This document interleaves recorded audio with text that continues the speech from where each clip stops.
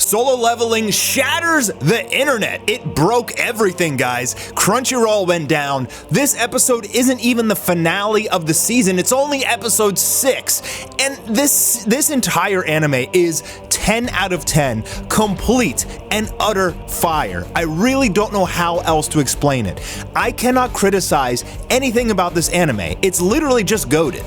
Like, every single thing about this show is pure goated. The animation, the art direction, the voice acting, everything is insane. Now, I know some people have a little bit of issues with the anime skipping some things from the manga, and I have read the entire manhwa. I'm sorry, it's not a manga, it's a manhwa. I've read the whole thing. To me, I don't feel like they left out anything that critical. I guess that's subjective, because in my personal opinion, like, they completely nailed Sung Jin-woo. Like, his personality is perfect. The voice actor they got for that guy is literally perfect, and the animation for whenever he pops off is perfect. Like, if you're not watching Solo Leveling, guys, you are missing out. This show is just done so well. It is the pinnacle of power fantasy. And at this point in the series, Sung Jin-woo has broken through his initial growth phase, and now he's just in pure badass mode. Like, we've gotten to the point in the story where he is terrifyingly badass in every aspect of the word. And we see him accompany this Hunters Guild of high-ranking A-class heroes as they enter a dungeon that's just simply way too strong for them. Against their knowledge, Sung has actually been helping them, weakening the enemies so that they could actually get this far in the first place.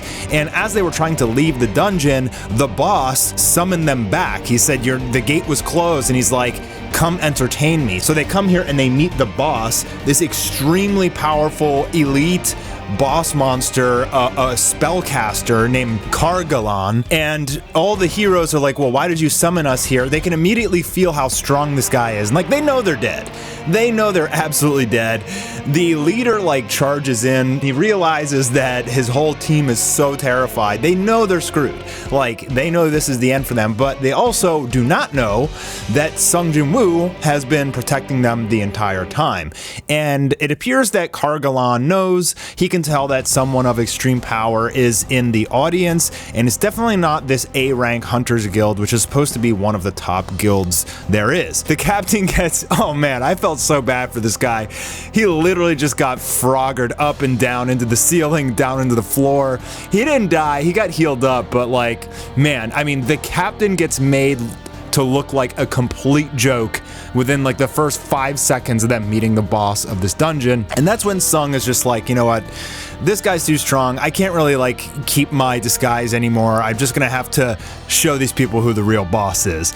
And I love this episode so much because it really feels like Sung Jin-woo is really stepping into his role as kind of this necro demon king. While he's been growing and establishing kind of his powers and growing his crew, now he has, after this episode completes, he has 4 generals. He's got Igris, Tank, Tusk, and Iron. But I don't think it was until this very episode, when he fought possibly the most challenging opponent he's ever faced so far, that he really just he was so comfortable in his shoes as this kind of necro king, this super monarch that's just way out of place. And I felt like he finally accepted that here, that he is the Shadow Monarch. This is the beginning of his ascension to becoming the most powerful person in this whole world. And I'm completely drunk on this story, dude. I love it so much. I mean, it hits every point of power fantasy that you could ever possibly want and desire, and it just slays it. Every single episode of Solo Leveling has a crazy big fight where Sung Jin-woo is being pressured into death, but he somehow pulls through, and after he wins, he gets all these upgrades which make him even more raw and badass, and it's just like a snowball effect. We've reached the point of the series where there's no stopping Sung Jin-woo's badassery as he just tears through everything. And it's sometimes I wonder, why is an anime so exciting where the main character is always gonna win? Typically that kind of ruins the stakes of the show, but there's just something about this show that even though Sung is gonna win and come through, it's still just so fun.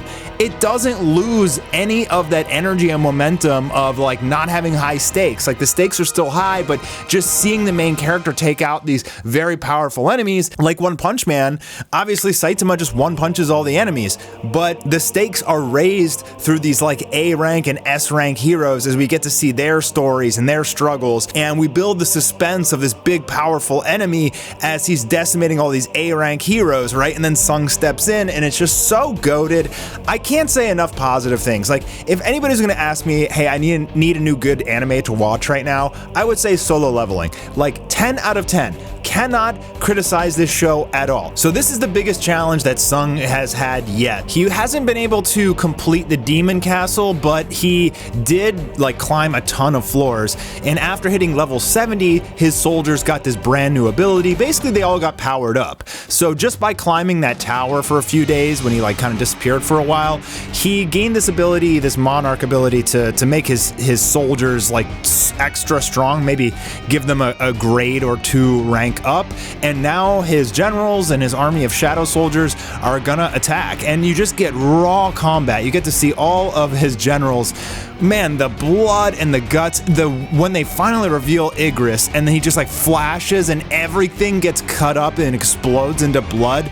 Oh my god, dude, I was screaming at the screen because obviously Igris is just so cool and goated. And then they go over to Sung Jin-woo and he's flying around like with the craziest damn animation you ever seen. This boy's hands just do not stop. He is slicing and dicing and disappearing, and my god, dude, like it's beyond cool. So Carlagon thinks that he can use his magic and take out all these shadow soldiers because every time that they reconstruct it costs a lot of mana for Sung Jin-woo. So he's like, I'll just burn all your mana and then I'll kill you. What he doesn't know is that Sung has a whole bunch of items in his tablet or whatever this thing is he can just pull out, and he ends up pulling out a mana potion and just straight up drinks it, and then he resurrects all these elite high level orcs that they've been killing the whole time. And that's when Cargalan like knows that he messed up. Like his soldiers are dead now for the most part. They've become shadow soldiers, and he starts to like lose his temper. He's like, well, what's going on? So he uses this Song of Sleep. He's trying to like poison Sung Jin-woo basically, but it just shatters. And that's because Sung has this passive skill, this like great spell, which makes him immune to curses and poison. Like he's just so OP. It's awesome. Like it feels like in Elden Ring once you finally beat the game and you're mega powerful and you go do New Game Plus and like everything's just a joke because you have all the abilities and the armor in the game. Like that's what it feels like you're watching, but in anime form. And it's so delightful, especially after just kind of the story building up to this point, because it's not like the whole story of Solo Leveling is like this. Sung had to get here, and it was very difficult for him to get to this spot. So we're as fans just enjoying watching him being OP. So Cargalan grows into a giant. He uses some spell to like boost his strength and size, and he uses his, you know, full power attacks. He's trying to like create all these fire blasts from every different direction. Obviously Sung just dodges everything, and he's like, I'm not fond of giants, obviously because episode 1, but he's like, the bigger you are, the easier you are to hit. And after some unbelievably good animation, Sung flies in and stabs his dagger in his eye. This is because Sung is both an assassin and a magic caster, so he has like the speed and power of an assassin, but obviously he can use all these abilities and everything as well. And so he's saying that Cargalan is a spellcaster, so he is weak against assassins, so I guess that's why he took like the physical damage. Sung's dagger isn't enough, so he creates this like freaking Susanoo arm, grabs a giant chain, like throws it around this dude, wraps around him, and then yanks him down to the ground. It creates this huge explosion, and like all the humans and heroes are watching on as this like insanely OP boss is getting wrecked like he's nothing. So yeah, and this is essentially like what the anime has turned into. We've reached the breaking point now in the show where Sung has become too strong and nobody else really matters anymore at this point. It is the Sung Jin-woo show. He has gone so far beyond in strength than everyone else that they're all useless. They're all ants compared to him now. He is like a god. And now that he has killed Cargalan, he resurrects him into a new general. He gains 2 levels, and he says arise, and now we have, I guess, his new most powerful summon yet. Just this extremely powerful high orc wizard sitting in the back launching all this spell damage everywhere. Now he's elite knight rank, I believe. Correct me guys if you guys read the manhwa, it's been a while since I read it, but I believe his, at least Igris gets that elite rank as well, or like all of his guys do, I think. But it appears that, you know, the more he levels these guys up, eventually they'll reach this elite rank, and you know, they just get an even higher upgrade. They can like, they're basically like S-class heroes at that point. And that's pretty much the end of the episode. So we got like one of the biggest boss fights ever. Sung barely broke a sweat. He's got even more new power, and he's pretty much established his dominance over this world, and he is the king. Sung is the king.